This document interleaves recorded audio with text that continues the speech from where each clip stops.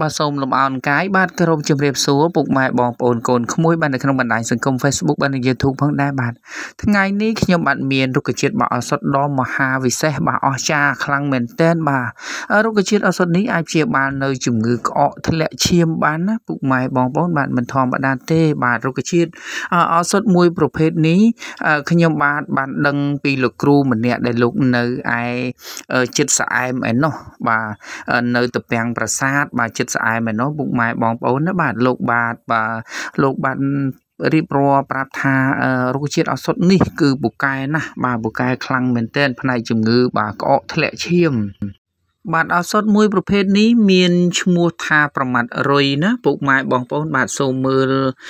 រុក្ខជាតិឲ្យបានច្បាស់ពុកម៉ែបងប្អូនបាទនៅខាងយើងខ្ញុំខាងនេះហៅថាដើមប្រមាត់រុយមិនដឹងថានៅផ្នែកតំបន់ពុកម៉ែបងប្អូនកូនក្មួយផ្សេងថាហៅថាជារុក្ខជាតិអ្វីទេណាពុកម៉ែបងប្អូនបាទនៅខាងខ្ញុំហៅថាដើមប្រមាត់រុយបាទពូកែពុកម៉ែបងប្អូនគាត់ថាបានដកបទពិសោធន៍លោកគ្រូថាបានដកបទពិសោធន៍រួចហើយបាទចំពោះការក្អកធ្លាក់ឈាមនេះបាទគឺប្រើតែឱសថប៉ុណ្ណោះពុកម៉ែបងប្អូនណាបាទប្រើតែមួយមុខទេបាទគឺប្រើរុក្ខជាតិនេះទាំងមូលតែម្ដងពុកម៉ែបងប្អូនបាទនឹងឲ្យប្រើទាំងឫសទាំងដើមទាំងផ្កាតែម្ដងពុកម៉ែបងប្អូនបាទដាំទទួលទានជាប្រចាំតែម្ដងពុកម៉ែបងប្អូនបាទនឹងហើយយើងអាចដាំស្រស់ក៏បានយើងអាចហាលបើឲ្យស្ងួតយកមកដាំក៏បានដែរពុកម៉ែបងប្អូនបាទសូមចំណាំស្លឹកនិងផ្កាបាទសូមកុំច្រឡំមិនមែនដើមក្បាលរុយបាទឬមួយក៏កប៉ោយចិនបាទឬមួយក៏កន្ទ្រាំងខេតឈ្មោលទេពុកម៉ែបងប្អូនណាបាទគឺដើមប្រមាត់រុយពុកម៉ែបងប្អូនណាបាទ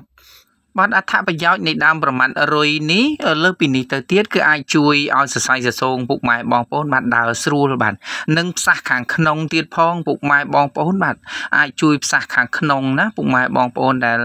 លោកមានជំងឺក្អកធ្លាក់ឈាមនឹងបាទគឺអាចជួយផ្សះពុកម៉ែបងប្អូនឲ្យបានជាសះស្បើយណាពុកម៉ែបងប្អូនបាទនឹងហើយជាចុងក្រោយបាទសូមអរគុណទៅដល់ពុកម៉ែបងប្អូនកូនក្មួយទាំងអស់ដែលតែងតែគាំទ្រនៅ Channel របស់ខ្ញុំបាទសូមជូនពរបាទពុកម៉ែបងប្អូនកូនក្មួយបាទរកស៊ីទទួលទានមានបានបាទមានអាយុវែងបាទជៀសផុតអំពីជំងឺរោគាព្យាធិទាំងឡាយទាំងពួងផងដែរបាទសូមកុំភ្លេចបាទជួយចុច Subscribe បាទនិងរូបកណ្ដឹងបាទដើម្បីទទួលបានរាល់វីដេអូថ្មីអំពី Channel របស់ខ្ញុំបាទជាបន្តទៀតផងដែរបាទសូមអរគុណសូមជម្រាបលា